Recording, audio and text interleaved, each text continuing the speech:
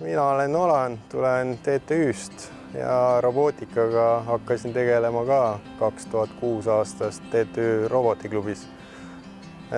Praeguseks on siis bakalaureusekraad ja magistrikraad selja taga. Tegelen väikeettevõtjana robootika valdkonnas.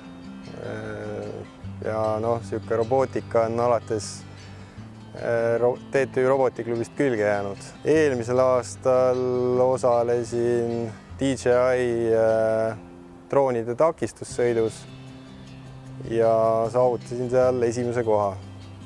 Ja enne seda olen ka siin 10 aasta jooksul erinevatel võistlustel osalenud. Droonide takistussõit koosneb sellest, et võistlejal on droon, mis peab siis autonoomselt ise õhku tõusma, lendama ettemärgitud rada pidi siis võimalikult palju ringe. Ja kes kõige rohkem ringe läbib, see on võitnud. Lendava roboti puhul on alati keerulisem kõiki neid asju tööle saada kui sõitva roboti puhul, et väike eksimus, kas siis mehaanikas, elektroonikas või ka programmis tähendab kohe seda, et see robot kukub alla, läheb katki ja siis tuleb päris sageli hakata poole pealt uuesti tegema. Mida ma soovitan võib-olla mis tahes võistlusele tulijale, et planeerige ette, võtke niimoodi kohe 6 kuud, et enne Roboteksi algust 6 kuud peaks olema selline aeg, et siis jõuaks veel asja ilusti valmis, et projekteerige korralikult, tehke robot, millel on head mehaanilised osad, head elektroonika osad, et siis sellel kõige vajalikumal hetkel need katki ei läheks. Ja kindlasti panustage kuskil niimoodi 3 kuud programmeerimisele, et rada peaks olema suve lõpuks valmis.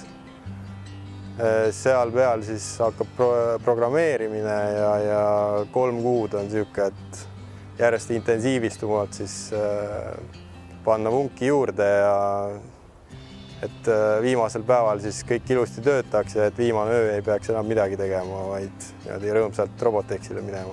Üks asi veel, et Murphy seadustest rääkides, et siis alati ostke endale kõiki varuosasid varuks, et siis õigel päeval ei lähe robot katki, et kui seda ühte mootorit või ühte kontrollerit ei ole, et siis on 100%, et see läheb täpselt seal õigel hetkel enne võistlust katki ja siis ongi nagu aasta aega mitte midagi tehtud, et saab rõõmsalt koju tagasi minna.